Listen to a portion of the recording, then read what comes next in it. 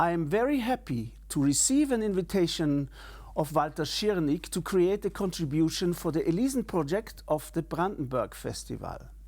Walter raised an interesting question as to why Beethoven, contrary to his original intention, did not include the Bagatelle in A minor, which we know today as Für Elise, into his collection of Bagatelles opus 119.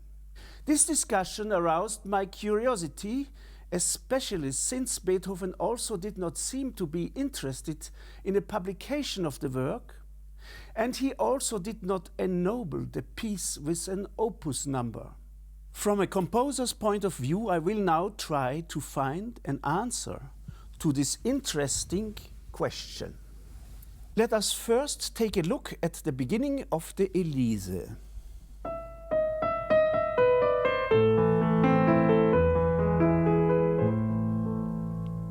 There's only a pulsating alternation between tonic and dominant chords.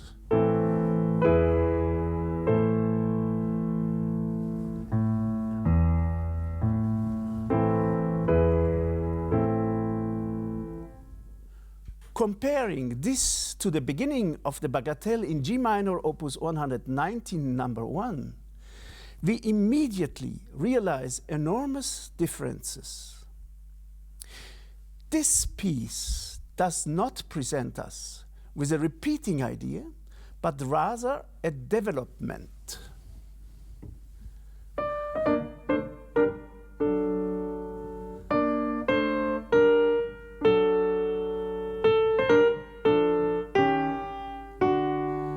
This is what Beethoven is all about in his works. To see how Beethoven handles the first two sequences and then introduces a second thought shows us a prime example of a masterfully composed musical development.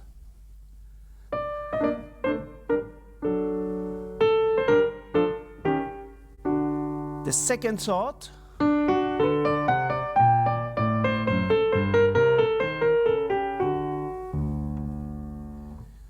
in this aspect, Für Elise is far less convincing. The objection could be raised immediately that the musical form of both pieces is completely different. Für Elise is a rondo in the form of A-B-A-C-A. The B section starts in F major.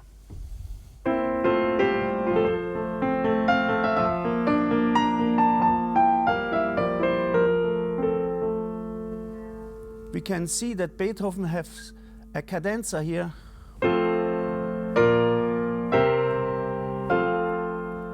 But he uses it on a pedal point on F. The F remains.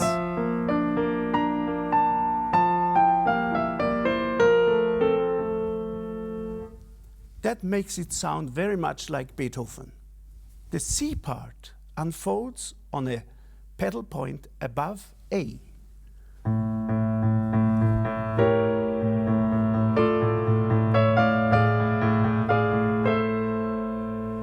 We can hear that the A remains in the bass.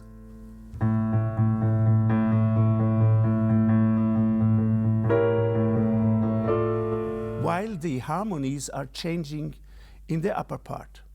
In contrast, the Bagatelle G minor opus 119 number 1 is built as a three-part lead form in A-B-A. Though the objection is right, much more important is the observation of the much richer harmonic and melodic content of the G minor Bagatelle in comparison to Für Elise. This piece does not present us with a repeating idea, but a development from the tonic to the dominant chords. Let us go to the B part of the G minor Bagatelle. Despite its harmonic simplicity, we notice some very characteristic qualities. On the one hand, there is the chromatic connection from E flat major to the following seventh chord through a chromatic progression.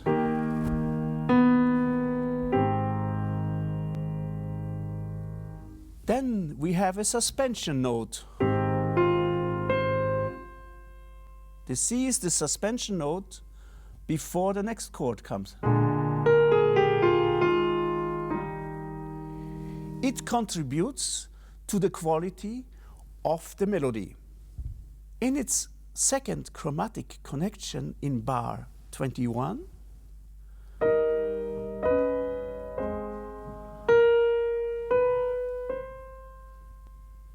it is additionally enriched by the downward tone progression E flat, D flat, C.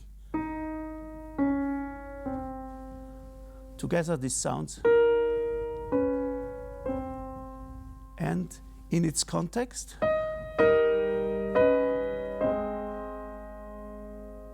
the refinement of the voice setting between 3 and 5 part chords is also worth noticing.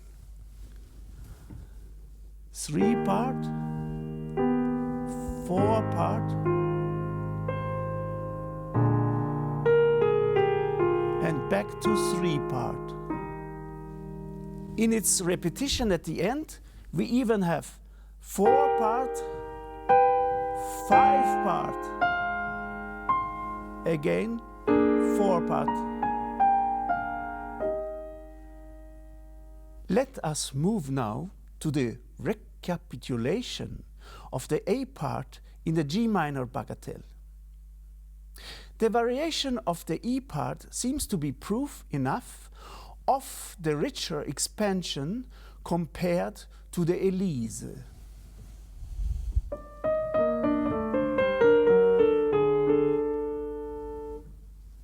Beethoven uses the figured harmonies additionally for an extended new development.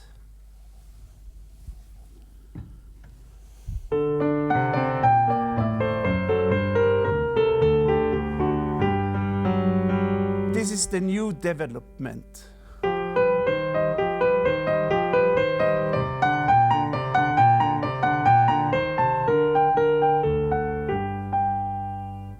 We can see that here Beethoven makes use of one of his great compositional inventions, which we encounter in many of his works. Aiming towards the climax with the help of split-up particles derived from previous motifs.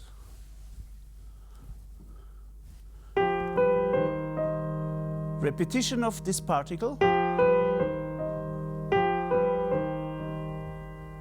Now as a sequence.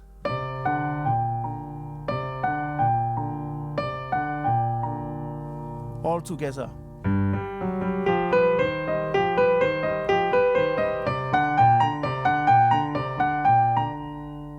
This section appears twice. At the second time, Beethoven also resorts to swapping voices. What we have here in the bass goes to the upper part in the second time. What we have in the melody at the first time goes to the lower part. So first time sounds like this. Second time like this.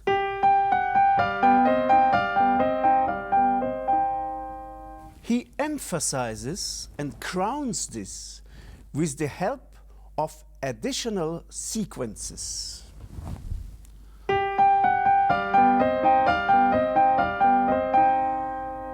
New sequence. And finally, this eventually is followed by a descending coda, which is based on a pedal point on G,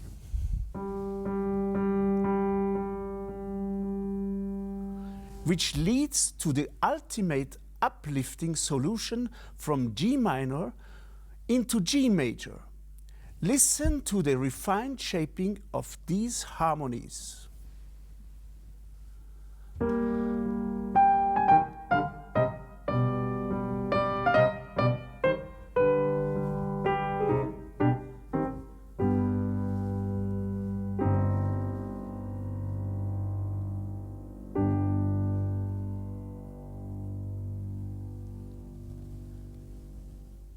And now, let us listen to the complete Bagatelle in G minor, Opus 119, number 1.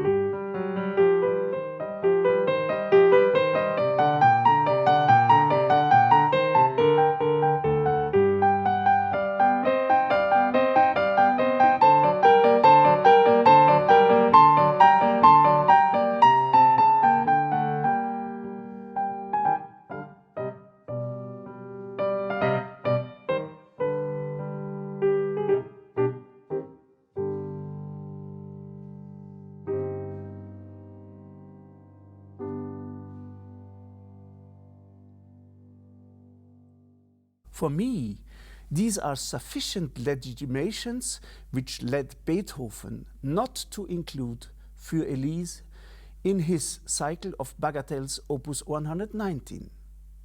But perhaps also similarities of both these bagatelles, they both are in minor and in a 3/4 meter, have influenced his decision, and for Beethoven it became clear that he only could use one of these pieces in the cycle. As for myself, Walter's question has been answered to my full satisfaction. Out of sheer delight, I now will play the 10th Bagatelle from Opus 119. Probably Beethoven's shortest composition, in which his wild joy of provocation finds fulfillment.